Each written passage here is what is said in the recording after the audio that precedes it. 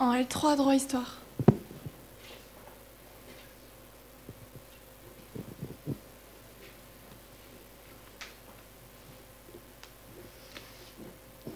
Donc j'ai choisi le sujet pour ou contre l'adoption par les couples homosexuels.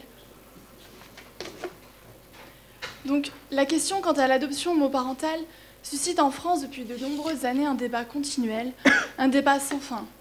Malgré la loi du 18 mai 2013 dite sur le mariage pour tous, qui a été publiée au journal officiel et qui est donc applicable en France, le débat continue toujours et d'ailleurs, une manifestation est prévue prochainement contre le mariage pour tous. Donc ce refus d'égalité, cette intolérance, ne me permet pas de comprendre pourquoi on continue, pourquoi cette obstination est telle que des personnes continuent de manifester contre. Donc là, j'ai pris saint Thomas d'Aquin, donc un grand philosophe, un théoricien du droit naturel, qui estimait que ce droit, donc le droit naturel ralliant les hommes et dont la Déclaration des droits de l'homme et du citoyen en France s'est inspirée, était fondé sur un rapport d'égalité naturelle entre les choses. Un homme sera égal à un autre. Ces droits sont imprescriptibles, ils sont inaliénables, ils sont donc antérieurs au pouvoir déjà établi. Comment pouvons-nous consciemment différencier l'adoption par des personnes de même sexe ou non? Nous sommes tous égaux en droit. Je me demande ainsi comment des personnes peuvent légitimement décider que l'adoption par les homosexuels est contre nature ou bien à l'encontre du bien-être de l'enfant. J'argumente donc en faveur de cette adoption.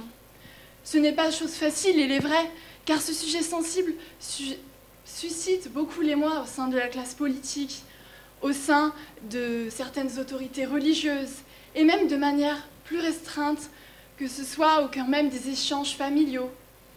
Qui, en effet, quelle personne peut dire qu'elle n'a jamais eu de débat avec un proche, un membre de sa famille, à propos de ce sujet?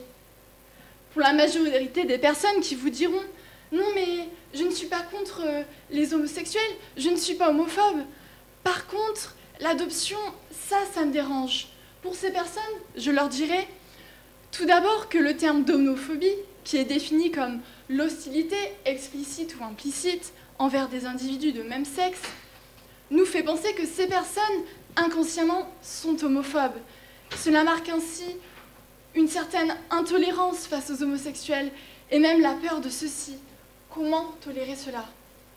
Alors, quand des personnes contre le mariage homosexuel qui a entraîné l'adoption défilent avec des panneaux, avec un homme et une femme qui se tiennent la main, un joli cœur qui les entoure, où il y a énoncé que ça apparaît être le schéma parfait. Mais qui a dit un jour que c'était vraiment le schéma familial parfait? Quand on voit ensuite deux hommes, deux femmes qui se tiennent la main avec une grosse croix qui les barre, comment on peut légitimement justifier que ce n'est pas le schéma familial? Alors bien sûr, deux mamans certes, deux papas ne peuvent pas naturellement faire des enfants, mais quand un homme ou une femme est stérile et qu'elle souhaite avoir des enfants, elle demande l'adoption également. C'est le même schéma, ce n'est pas naturel, mais quand la France a opté pour donner le droit aux personnes d'adopter, elle l'a fait également, elle doit le faire pour tout le monde. Alors d'autres encore diront qu'ils sont pour le mariage, mais contre l'adoption. Mais les deux sont liés. Si on se marie, c'est qu'au fond on peut souhaiter avoir des enfants. C'est en effet la concrétisation de l'amour pour certains. En effet, l'amour qui est la question essentielle et c'est au cœur de ce sujet. Et l'enfant dans tout ça, celui qui demande à être le plus aimé. Alors, je me suis donc demandé, de leur côté, qu'en pensaient les personnes qui ont été élevées par des parents homosexuels. J'ai pris l'exemple d'un article du Nouvel Observateur d'une jeune femme, Louise, de 27 ans, adoptée par deux mamans. Celle-ci, en parlant des manifestants contre ce mariage et l'adoption, ils disent manifester pour défendre les enfants. Mais derrière ça, il y a juste de l'homophobie ordinaire. Ils ont peur de ce qu'ils ne connaissent pas. Cette loi va dans le sens, donc la loi de 2013, dans le sens de l'évolution de la société. L'important, en effet, pour l'enfant, c'est d'être entouré d'amour.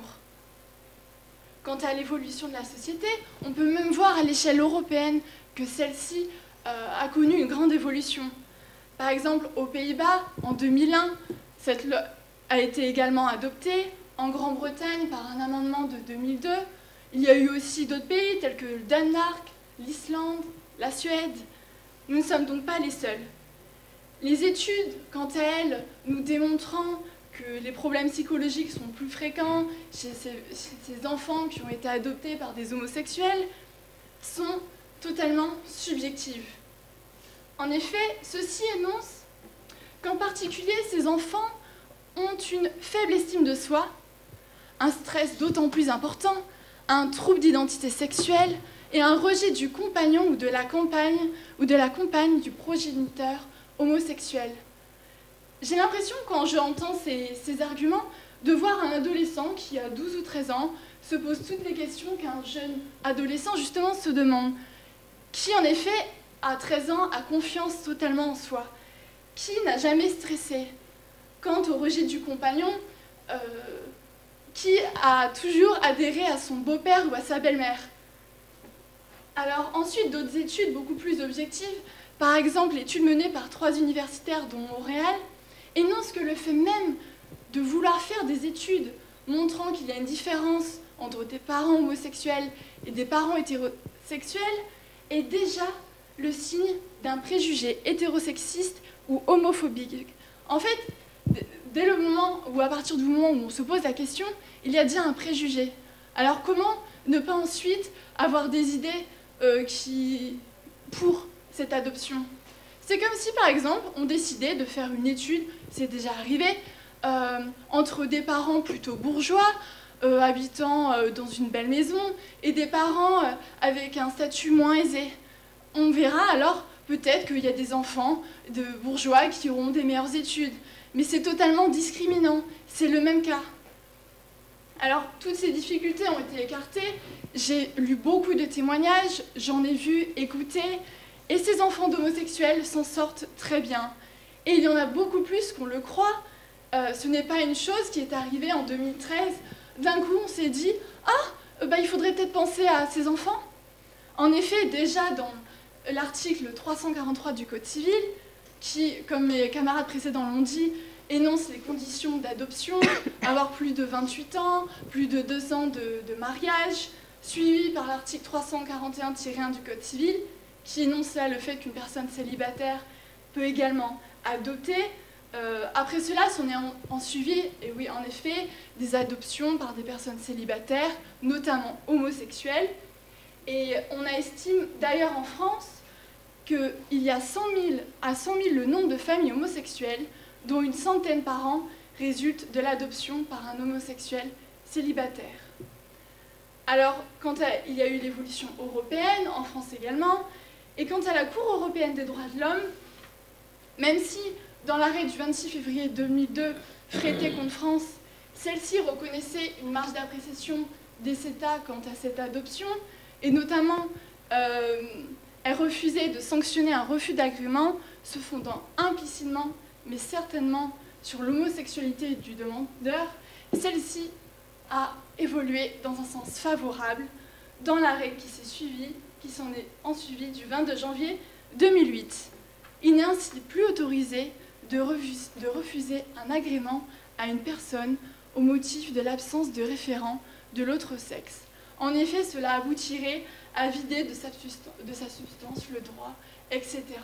Et c'est en effet les articles 14 de la Convention européenne des droits de l'homme de 1950 et l'article 8, donc qui cumule la non-discrimination et le droit au respect de la vie privée et familiale. Donc pour conclure, je tiens réellement, et là je parle pour tout le monde, à souligner et encore à affirmer qu'il n'est pas juste que l'on puisse faire une distinction entre les couples homosexuels, les couples hétérosexuels et à leur droit à l'adoption. Il est évidemment normal que tout le monde ne soit pas d'accord à ce sujet, mais j'espère qu'avec le temps, si davantage de gens y adhèrent, les enfants s'en sortiront beaucoup mieux. Alors, nous sommes en effet le pays des droits de l'homme. Depuis le 26 août 1789, lorsque la Déclaration des droits de l'homme et du citoyen a été adoptée, L'article 1 prône l'égalité entre les hommes. Tous les hommes naissent libres et égaux en droit. Quel homme peut légitimement oser se battre pour empêcher d'autres hommes de bénéficier des mêmes droits que lui? Merci, Mademoiselle.